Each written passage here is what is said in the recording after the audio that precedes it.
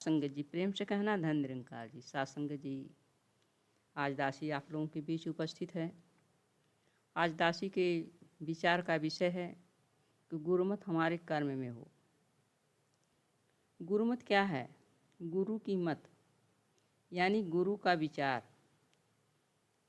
गुरु का जैसा विचार हो उसके अनुसार हम चलें, अपने जीवन को ढालें, तो वही हो गया गुरुमत।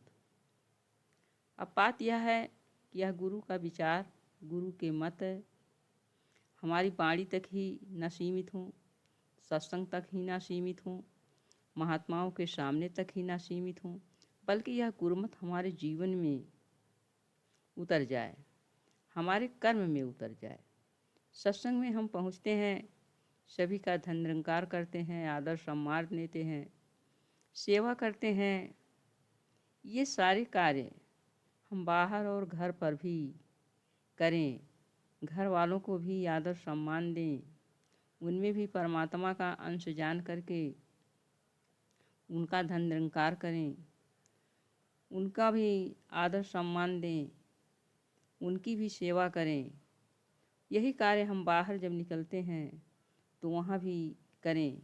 अर्थात ये गुरुमत जो है हमारे कर्म से झलके, जो भी देखे सराहना करे। सत्संग हम बड़ी बड़ी लाइनों में धैर्यपूर्वक खड़े होते हैं, सहनशीलता का प्रमाण देते हैं। लंगरों की लाइन में, नमस्कारी की लाइनों में, वहाँ हम धैर्य नहीं खोते हैं, क्योंकि वहाँ पर हम ये देखते हैं कि सभी महापुरुष हमें देख रहे हैं। अगर हम लाइन तोड़ेंगे या इसमें से उसमें करेंगे तो सब लोग हमको क्या कहेंगे। सत्संग जी, यही धैर्य हमारा घर में भी होना चाहिए। बाज़ारों में हम जाते हैं तो वहाँ भी ये धैर्य होना चाहिए। सफ़र में हम रहते हैं तो वहाँ भी ये हमारा धैर्य होना चाहिए। वास्तव में हम गुरुमत में हैं। सत्संगत जी, ऐसे धैर्य का प्रमाण घर, ऑफिस, मार्केट, ट्रेन, बस, हर जगह हमें देना है। अगर कहीं हम बाहर टिफ़िन खोल रहे हैं तो सत्संगत जी, वहाँ भी पहला निवाला सामने वालों का भोग लगा कर ही करना चाहिए, क्योंकि टिफ़िन का जो लंगर है उसे हमें प्रसाद बना लेना चाहिए। दासी को एक जीवन की एक घटना याद आ रही है। सत्संगत जी, एक बार दासी सफ़र कर रही थी। सफ़र करने के दौरान एक महात्मा ऐसे बैठे थे, वो निरंकारी मिशन से जुड़े थे अथवा नहीं जुड़े थे, लेकिन उनका स्वभाव हमने देखा कि बस में एक कोई कम उम्र की बच्चा चढ़ा तो उठ गए। उन्होंने कहा, आओ बेटा आओ, यहाँ हमारी सीट पर बैठ जाओ, सीटें खाली नहीं हैं।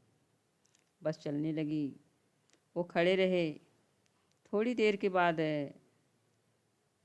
एक वो बच्चा थोड़ी दूर पर जा कर के कुछ ही किलोमीटर पर उतर गया।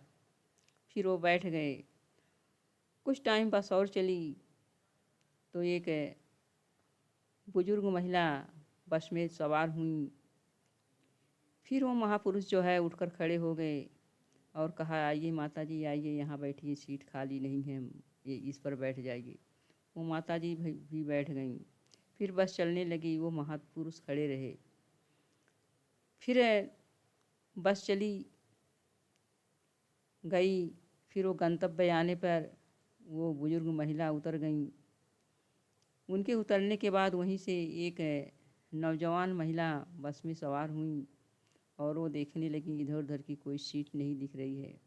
फिर वो महापुरुष अपनी सीट छोड़कर खड़े हो गए और कहा, आइए बहन जी आइए, आइए यहाँ बैठिए, सीटें खाली नहीं है, यहाँ बैठ जाइए।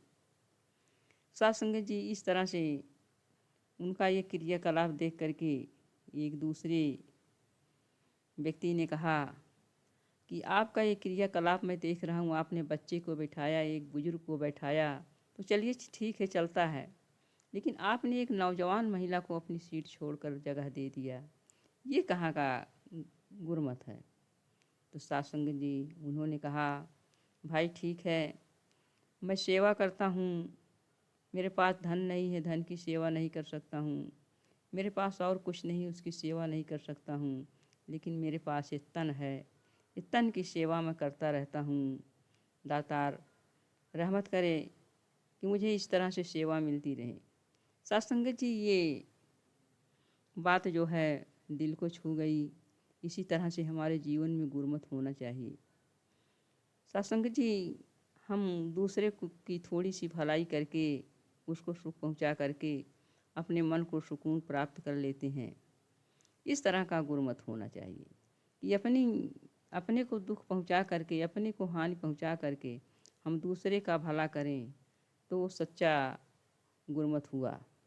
साथ संगत जी, इस तरह से अगर हमें कोई कटु वचन भी बोलता है तो उसके लिए दातार से अरदास करनी है, ना कि कड़वा वचन बोल करके उसे जवाब देना है।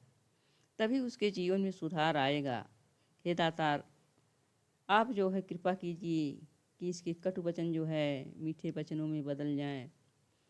इस तरह से साथ संगत जी, जब हम एक एक शब्द, एक एक वाणी संतों का अपने जीवन में उतारेंगे, उसका अपने जीवन में प्रैक्टिस करेंगे, प्रयोग करेंगे, तब धीरे धीरे जा कर के हमारे जीवन में बदलाव आएगा। और ये गुरुमत के व्यवहार जो हैं, गुरुमत की वाणियाँ जो है हमारे जीवन में उतरती चली जाएंगी, तब सच्चे में हम गुरसिक कहलाएंगे। और जहाँ भी जिस समाज में हम जाएंगे, लोग हमारा कर्म देखेंगे, क्योंकि कहा गया है इंसान का कर्म बोलता है। तो कर्मों से हम पहचाने जाएंगे कि हम निरंकारी हैं। आइए साथ संगत जी, सदगुरु माता जी से अरदास करें कि हे सदगुरु माँ, आप कृपा कीजिए कि आप जैसा चाहती हैं वैसा ही हमारा गुरुमत के अनुसार जीवन बन जाए, जीवन ढल जाए और हम स्वयं सुखी हों तथा दूसरों को सुख पहुँचाने की चेष्टा करें। प्यार से कहना, धन निरंकार जी।